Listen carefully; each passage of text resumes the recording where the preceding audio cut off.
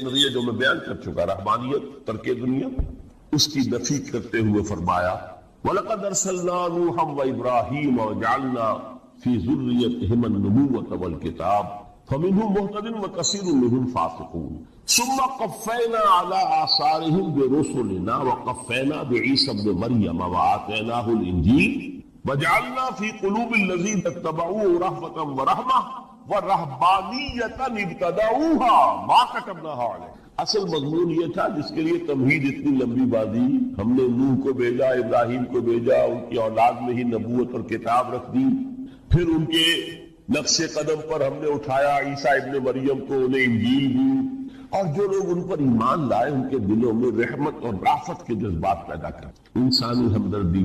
حضرت عیسیٰ کا جو اپنا مزاج تھا، ظاہر بات ہے کہ آپ کے حواریین اور آپ پر ایمان لانے والوں میں اسی کا ایک عکس پیدا ہونا تھا، لہذا وہ ایک خاص کیفیت، لیکن فرمایا ایک شے کو انہوں نے بدعت کے طور پر ایجاد کر لیا، وَرَهْبَانِيَّةً ابْتَدَعُوهَا مَا كَتَبْنَاهَا عَلَيْهِمْ، رہبانیت کی انہوں نے بدعت ایجاد کر لی، یہ انہوں نے کی، ہم نے یہ ان پر فرض نہیں۔ یہ ہے وہ منفی نتیجہ، گریز، خانقاہوں میں جا کر بیٹھ جاؤ، موناسٹسزم، تجرد کی زندگی گزارو، نتیجہ اس کا کیا نکلتا ہے کہ بظاہر راہب اور راہبائیں رہ رہی ہیں اور رہ رہے ہیں، اور اندر جو حرام کاری کے بازار چل رہے ہیں، اور تہخانوں کے اندر حرامی بچوں کی قبروں کی قبرستان بنے۔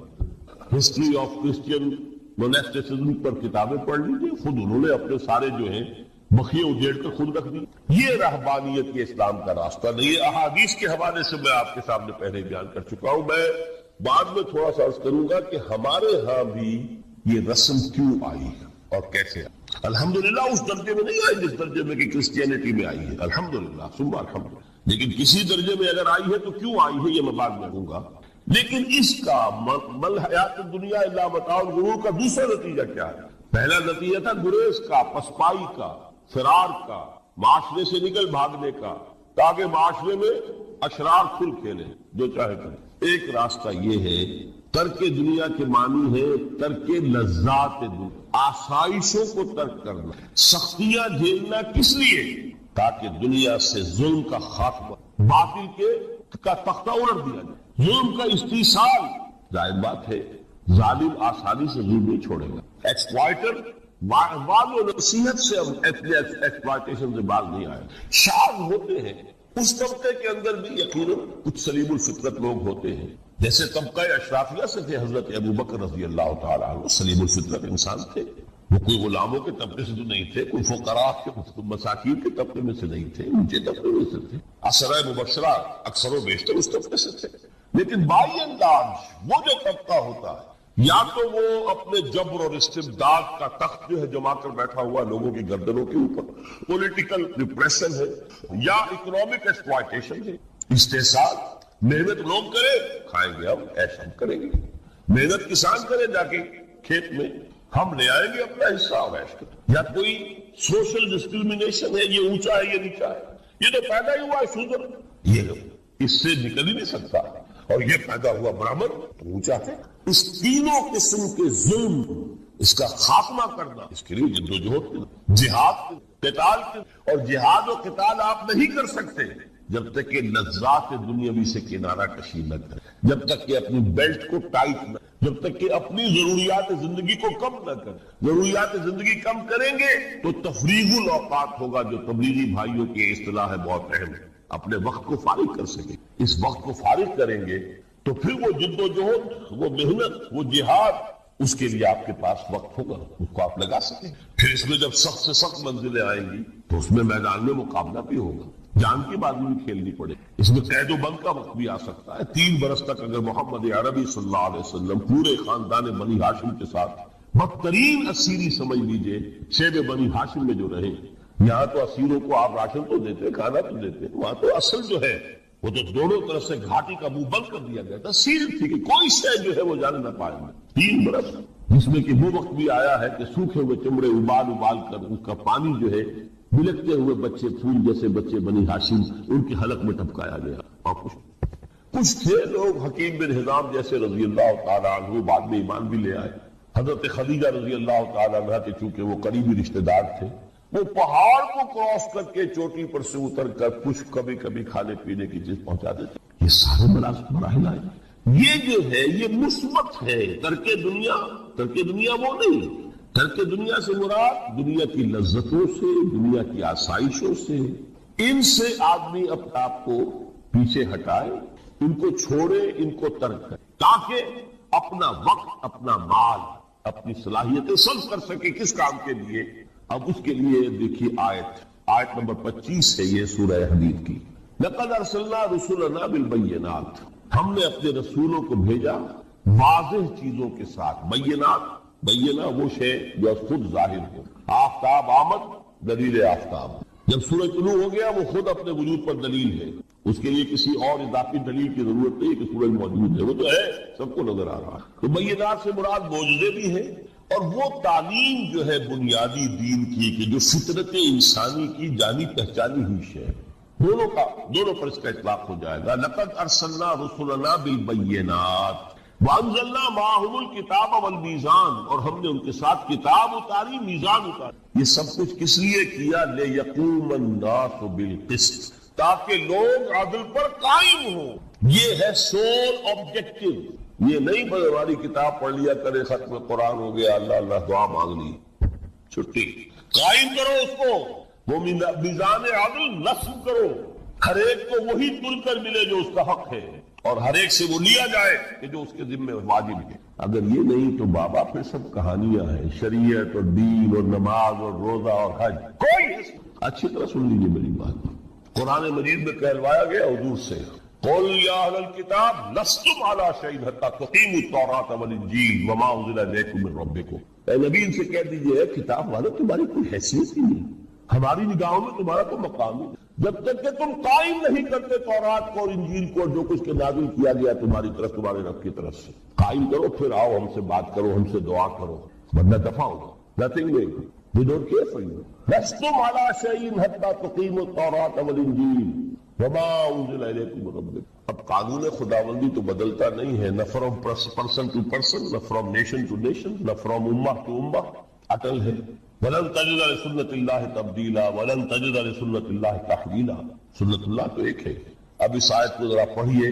قُلْ يَا أَهْلَ الْقُرْآنِ لَسْتُمْ عَلَىٰ شَيْءٍ حَتَّىٰ تُقِيمُوا الْقُرْآنَ وَمَا أُنزِلَ إِلَيْكُمْ. کہہ دو اے محمد کہ اے قرآن والو تمہاری کوئی حیثیت نہیں جب تک کہ تم قرآن کو قائم پڑھ لو اور اس کے قرات کے مقابلے منعقد کرا لو اور سونے کے تاروں سے اسے لکھ لو اور اس کو جو چاہو کر لو. کوئی حیثیت نہیں. قائم کرو اس کو، اس کے نظام کو، اس کے قانون کو، جو حضرت ابوبکر نے فرمایا تھا. پہلا خطبہ جو دیا ہے آپ بیعت خلافت کے بعد، تم میں ہر قوی میرے نزدیک ضعیف ہوگا جب تک کہ اس سے حق وصول نہ کر لوں، اور ہر ضعیف قوی ہوگا جب تک کہ اسے اس کا حق دلا. سورہ شورى میں حضور سے کہلوایا گیا، قل وَأُمِرْتُ لِأَعْدِلَ بَيْنَكُمْ، مجھے یہ حکم ہوا ہے کہ میں تمہارے مابین عدل. میں واعظ بن کر نہیں، میں بدھ مت کے بھکشو بنانے کے لیے نہیں آیا. تم ہاں انقلابی عمل میں ایک مرحلہ آتا ہے، بدھ مت کے بھکشو بننا پڑتا ہے کچھ عرصے کے لیے، تیاری کا مرحلہ، وہ میں ابھی بعد میں ذرا بیان کر لوں. لیکن مستقل نہیں ہے یہ بدھ مت کے بھکشو. یہ بدماش جس طرح چاہے کھل کھیلے، ظالم جس طرح چاہے لوگوں پر ظلم کرتے رہے، تشدد اور جبر کا جس طرح سے چاہے معاملہ کرے، استحصالی نظام جس طرح ہوتا ہے چلتا رہے. شاہ ولی اللہ دہلوی رحمۃ اللہ علیہ کے الفاظ میں انسانوں کی عظیم اکثریت ڈھور ڈنگر بن جائے، صبح سے لے کے شام تک کمر توڑ دینے والی مشقت کے بعد بمشکل 2 وقت کی روٹی ملتی ہو، اس کا کبھی خیال سے اللہ کا آئے گا؟ کبھی اللہ سے لو لگا سکے گا؟ دنیا نے تیری یاد سے بیگانہ کر دیا تو اس سے بھی دل فریب ہے غم روزگار کے. اس لیے حضور نے فرمایا قاد الفقر ان یکون کفرا. یہ فقر جو ہے یہ تو انسان کو کفر تک پہنچانا. عدل قائم. تو دیکھیے یہ آیت انتہائی گمبھیر آیت ہے قرآن مجید کی سورہ حدید کی. جس طرح وہ آیت متاع الغرور والی جس شان کے ساتھ سورہ حدید میں آئی ہے، اعلموا انما الحیات الدنیا لعب ولہو وزینۃ وتفاخر بینکم وتکاثر فی الاموال والاولاد كمثل غيث أعجب الكفار نباته ثم يهيج فتراه مصفرا ثم يكون حطاما وفي الآخرة عذاب شديد ومغفرة من الله ورضوان وما الحياة الدنيا إلا متاع الغرور. لیکن اس کا نتیجہ کیا نکلنا چاہیے؟ لقد ارسلنا رسلنا بالبینات وانزلنا معهم الکتاب والمیزان لیقوم الناس بالقسط۔ Now prepare for the shock۔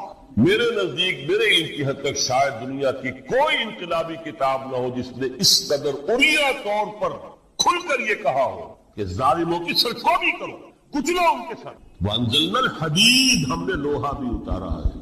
ایک وقت آتا ہے ظلم نہیں ختم ہوتا جب تک کہ لوہے کی طاقت ہاتھ میں۔ انزلنا الحدید، ہم نے صرف کتاب ہی نہیں اتاری ہے، لوہا بھی اتارا ہے۔ فیہ باس شدید، اس میں جنگ کی صلاحیت۔ ومنافع للناس، لوگوں کے لیے کچھ اور منفعتیں بھی ہیں، کوئی توا پرات چمٹا یہ بھی بنا لو، ٹھیک ہے، لیکن اصلا یہ اصلاح کے۔ وانزلنا الحدید، اسی تو سورہ حدید کا نام حدید ہے۔ فیہ باس شدید ومنافع للناس ولیعلم اللہ من ینصرہ ورسلہ بالغیب۔ اللہ دیکھنا چاہتا ہے کون ہے اس کے وفادار بندے، تو اس لوہے کی طاقت کو ہاتھ میں لے کر مدد کرتے ہیں اس کی اور اس کے رسولوں کی غیب میں ہونے کے باوجود۔ ان اللہ قوی عزیز، ویسے اللہ قوی ہے، عزیز ہے، آنے واحد میں کفر کو ختم کر دے جب چاہے، آنے واحد میں ظالموں کا ظلم جو ہے وہ ختم کر کے رکھ دے، وہ سب کچھ کر سکتا ہے۔ لیکن پھر تمہاری آزمائش کیسے ہوگی؟ کیسے معلوم ہوگا ہوز ہو، کس کا کیا مقام تھا، کس کے پاس کتنا یقین کا سرمایہ تھا، کس کے ایمان کی گہرائی اور گہرائی کا کیا عالم تھا، کس نے ہمارے دین کے لیے کیسی کیسی قربانیاں جھیلی ہیں۔ یہ ہے ترک دنیا جو موسٹ پروفاؤنڈ نتیجہ خیز ہے، خیر کو وجود میں لانے کے لیے ہے، لیکن اس کی مثالیں موجود ہیں۔ حضرت مصعب بن عمیر رضی اللہ تعالی عنہ، ایام جاہلیت میں کہا جاتا ہے ان کا جوڑا جو ہے شام سے تیار ہو کر آتا تھا، جیسے کبھی مشہور ہے کہ پنڈت نہرو کا بھی کپڑے سی کر آتے تھے پیرس سے۔ موتی لال نہرو کا بیٹا، اور موتی لال نہرو وہ تھا کہ وائس رائے کی پہلی کار آئی ہے ہندوستان میں تو دوسری کار موتی لال کی آئی، اس کا بیٹا، اس کے کپڑے پیرس سے سی۔ مصعب بن عمیر کے کپڑے شام سے تیار ہو، اور وہ ہمیشہ عطر میں بسے ہوئے ہوتے، یہاں سے گزر گئے۔ شخصیت کی ظلمانیت نے ہماری اس نورانیت کو گل کی، دفن کیا ہوا، چھپایا ہوا، بس یہ فرق۔ انہیں آپ کہہ لیں نور، صحیح ہے، ان کی نورانیت غالب ہے۔ یہی بات ہے جو حضور نے اس طرح سمجھائی۔ دیکھو ہر انسان کے ساتھ ایک شیطان ہوتا ہے۔ اب کسی صحابی نے بڑی جرت سے کام لیا، پوچھ لیا حضور کہ آپ کے ساتھ بھی ہے؟ ہر انسان کے ساتھ جو کہا تو انسان تو ہے آپ بھی، لیکن آپ کے ساتھ بھی ہے؟ آپ نے فرمایا ہے، لیکن میں نے اسے مسلمان کر رکھا۔ بات ختم ہو گئی۔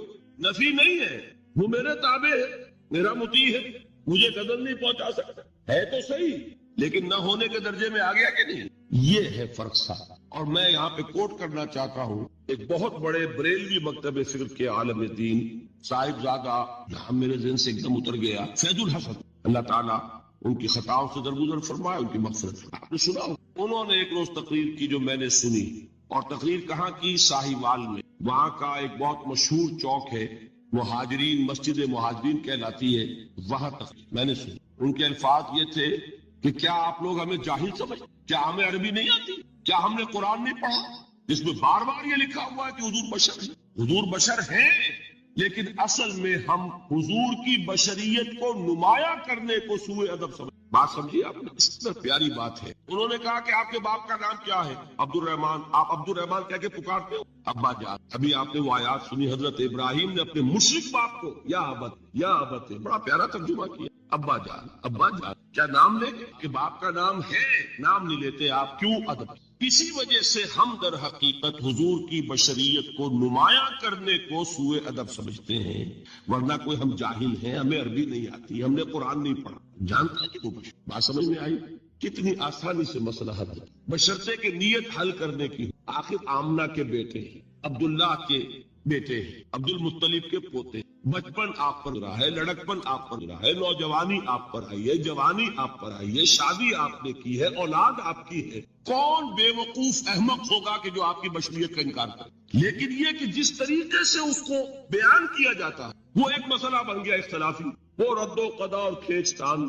اور اس میں بھی سمجھ لیجئے مثلکم پر جو ایمفیسس بعض حضرات دے دیتے ہیں اپنے توحیدی جو ان کے اندر ایک مزاج ہے، اللہ تعالیٰ ان کے مزاج کو اور پختہ کرے، لیکن اس میں بھی مبالغہ کیا جاتا ہے۔ ایک حدیث مجھ سے سنیے جس میں حضور نے مثل کا انکار کیا۔ مثلکم کا مطلب اگر کسی نے یہ سمجھا کہ بالکل ہم جیسے ہیں تو بہت بڑی مغالطہ ہے۔ حضور صوم وصال سے منع فرماتے تھے خود رکھتے تھے۔ صوم وصال کیا ہے؟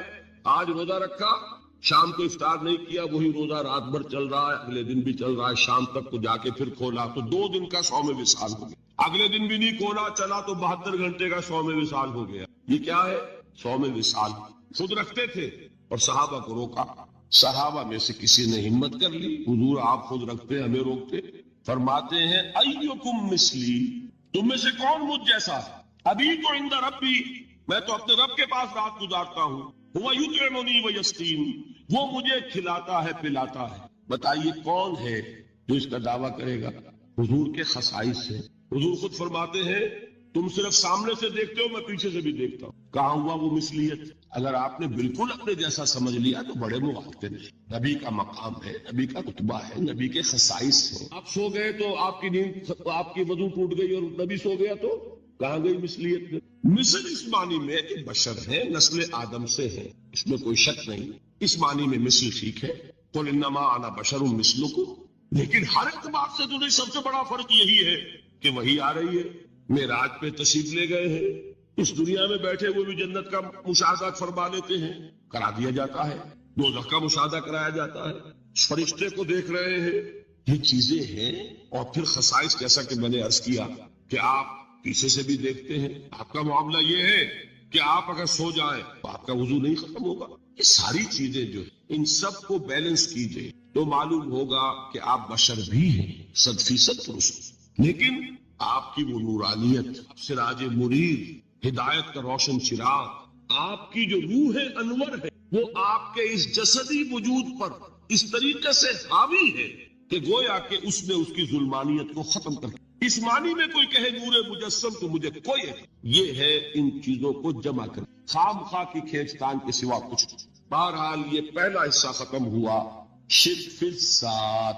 اب آئیے شرک فی الصفات۔ میں نے عرض کیا تھا کہ یہ ایک بڑا علمی مسئلہ ہے اور اس میں ٹھوکر لگ جاتی ہے۔ وجہ کیا ہے اس کو سمجھ لے۔ بنیادی بات، ہماری زبان جو ہے وہ بہت محدود ہے۔ ہماری ہی زبان ہے جس سے اللہ نے ذریعہ بنایا اپنی ہدایت کا، ورنہ ہمارے پلے نہ پڑتی بات، ظاہر ہے۔ لیکن ہماری زبان کی محدودیت ہے۔ اس محدودیت کا ایک مظہر یہ ہے کہ ہم جو الفاظ اللہ کے لیے بطور صفت استعمال کرتے ہیں وہی الفاظ مخلوقات کے لیے بھی کر لیتے ہیں۔ اللہ موجود، ہم بھی موجود۔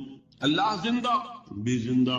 اللہ علیم، تو انسان علیم بھی علیم نہیں، علامہ بھی ہے کہ نہیں؟ یہ تو بڑا مبالغے کا لفظ ہے، انسان علامہ ہے۔ اللہ دیکھتا ہے، بصیر ہے، ہم بھی بصیر ہیں۔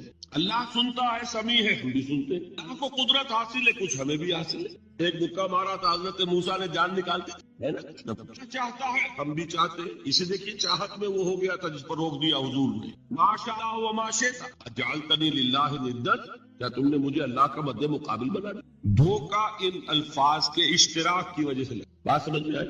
اب اس میں فارمولہ میں نے عرض کیا تھا کہ ایک نوٹ کر لیں تو مسئلے سارے حل ہو جائیں۔ جب ہم کوئی لفظ بطور صفت اللہ کے لیے بولتے ہیں اور اسی لفظ کو مخلوق میں سے کسی کے لیے بولتے ہیں، مخلوق میں سب آ گئے، جمادات، حیوانات، انسان، اولیاء اللہ، فرشتے، انبیاء، رسول، سب مخلوق تو ہیں، تو کل مخلوقات۔ جب ہم ایک لفظ بطور صفت استعمال کریں گے اللہ کے لیے اور اسی لفظ کو استعمال کریں گے بندوں کے لیے، تو ان میں 3 فرق ہیں جو ذہن میں رہنے چاہیے، گن کر یاد کی۔ اللہ کی ذات قدیم ہے، ہمیشہ سے ہے، اسی طرح اس کی صفت بھی قدیم ہے، ہمیشہ سے۔ مخلوقات حادث ہے، ان کی صفات بھی حادث ہے۔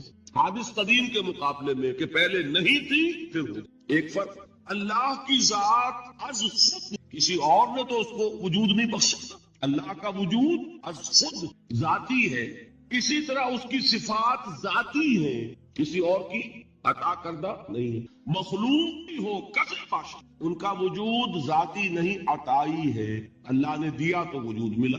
اسی طرح ان کی صفات رائی ہے، ذاتی نہیں۔ اس میں آپ دیکھیے الحمدللہ الذی انزل علی عبدہ، وہی اللہ تعالیٰ نے اللہ کے اپنے رسول کی جو نسبت ہے اس کو عبد نمایاں کیا ہے، کتاب نازل کی وَلَمْ يَجْعَلْ لَهُ عِوَجًا، اور اس میں کوئی کجی نہیں، قیماً سیدھ ٹھیک روشن مبین، لِيُنذِرَ بَأْسًا شَدِيدًا۔ اب یہ ہے لفظ جو بہت زیادہ غور کرنے کے قابل ہے۔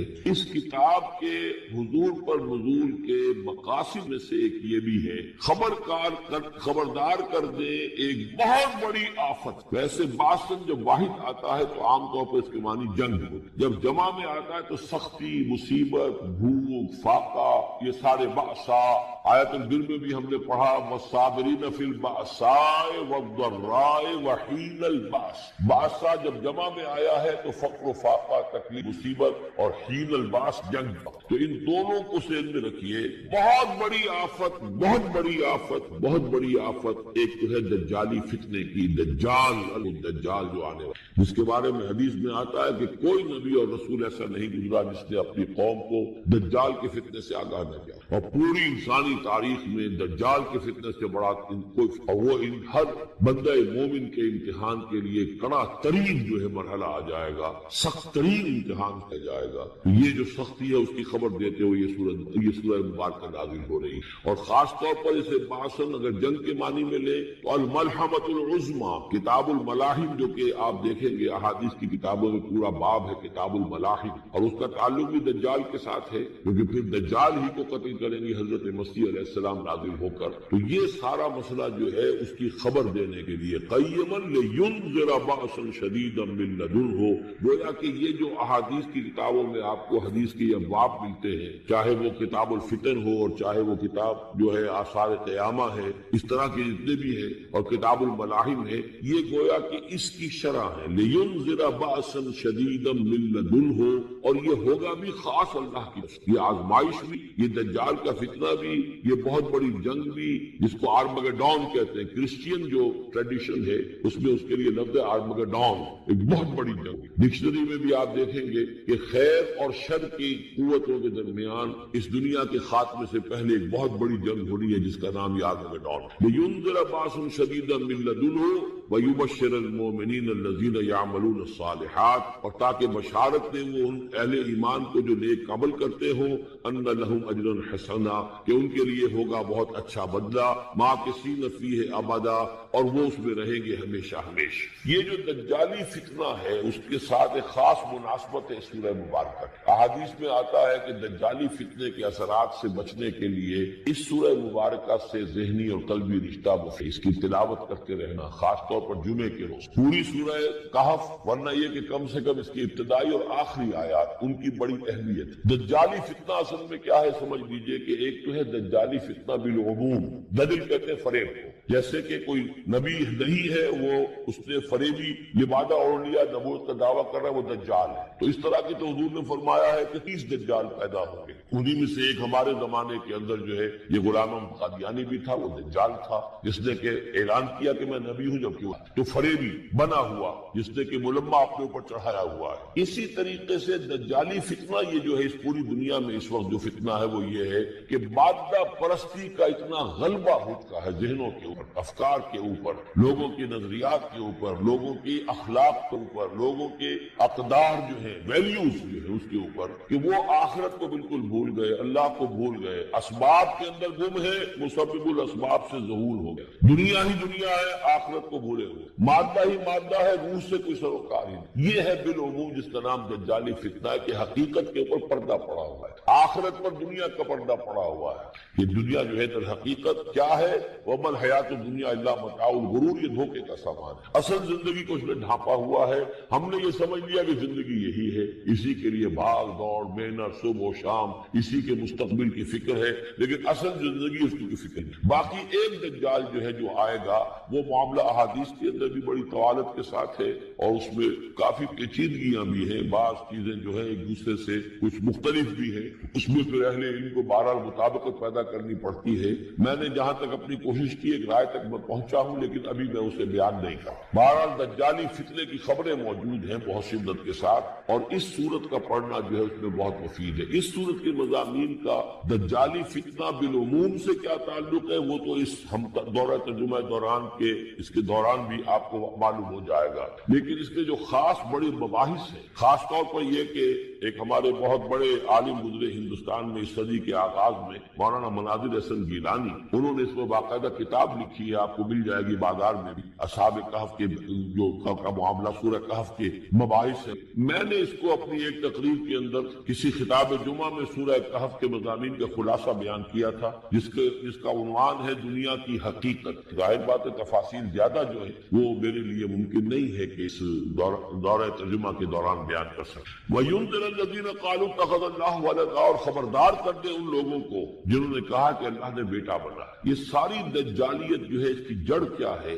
مسیحیت، جو موجودہ مسیحیت ہے، جو حقیقت میں مسیحیت نہیں ہے، پالزم، جس کی بنیاد تثلیث پر ہے کہ اللہ کا بیٹا بنا دیا حضرت مسیح علیہ السلام کو، اور انہیں کفارہ بنا دیا تمام جو بھی مان لے ان کو ان کے گناہوں کا، پیش کی معافی ہے ان کے گناہوں کی جو حضرت مسیح پر ایمان لے آئے، اور نمبر 3 شریعت ساخت کر دی، اور نمبر 4 سارا اختیار جو ہے وہ پوپ کے ہاتھ میں دیا گیا کہ تم جو چاہو جس چیز کو چاہو حلال کرو، جس چیز کو چاہو حرام کرو۔ ان چیزوں نے مل کر نفس مذہب کو اس قدر قابل نفرت سے بنا دیا کہ یورپ کے عوام کے اندر مذہب کے خلاف شدید نفرت پھیلا۔ چنانچہ اس کے بعد جب مسلمانوں کے زیر اثر وہاں پر علم پھیلا ہے، ہسپانیہ کی یونیورسٹیوں سے علوم اور فنون جو ہے یہ فرانس اور اٹلی اور جرمنی کے نوجوان آتے تھے، اور وہاں آ کر وہ قرطبہ اور غرناطہ اور طریقہ کی یونیورسٹیوں سے پڑھ کر جاتے تھے، تو ان کے زیر اثر جو ایک ریفارمیشن شروع ہوئی، اصلاح مذہب، اور ایک رینائسنس، تحریک احیاء العلوم،